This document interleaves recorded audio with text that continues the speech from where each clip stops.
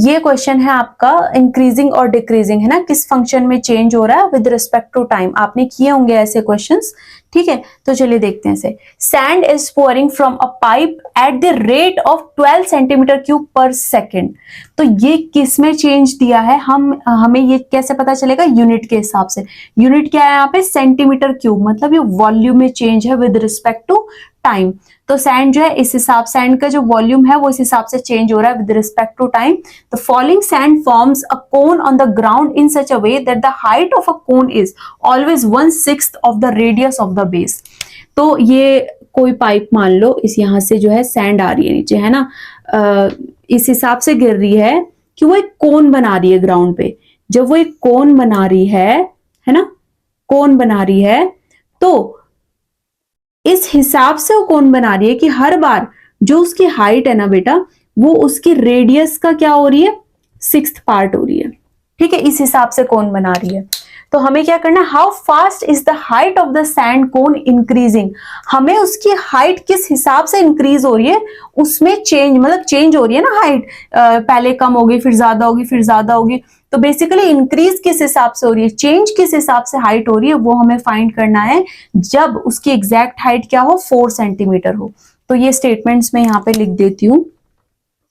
सबसे पहले let volume of cone capital V होगा, height of cone H, radius of cone R, है ना। तो यहां पर अब हम करेंगे, हमें पता है इन्होंने क्या गिवन किया है, given dV by dt, volume time के रिस्पेक्ट में कैसे चेंज हो रहा है, 12 सेंटीमीटर क्यूब पर सेकेंड, इस हिसाब से वॉल्यूम चेंज हो रहा है।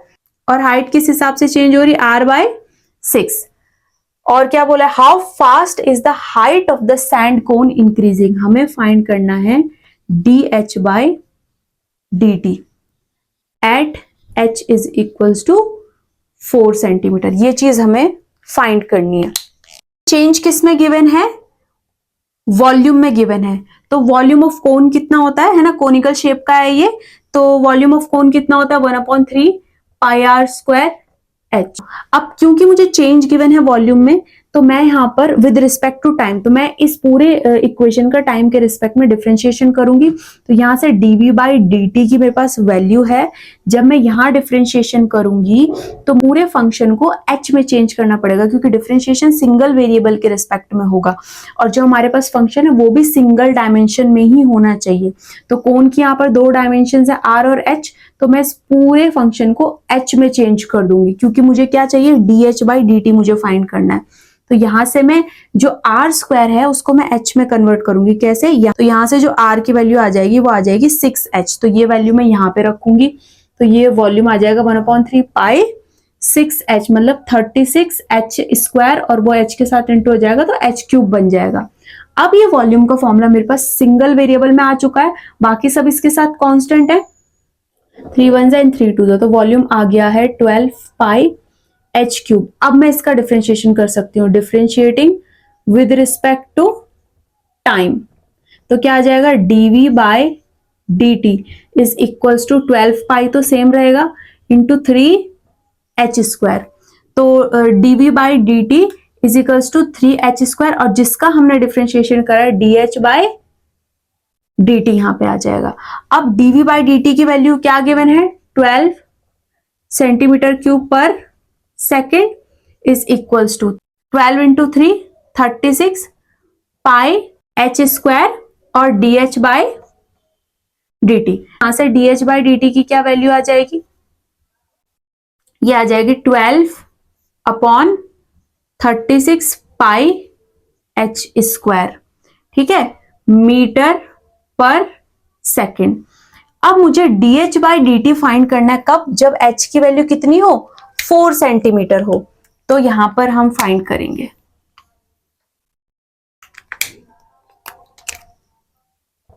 dH/dt at h is equals to 4 centimetre, है ना, ये सेंटीमीटर हो जाएगा।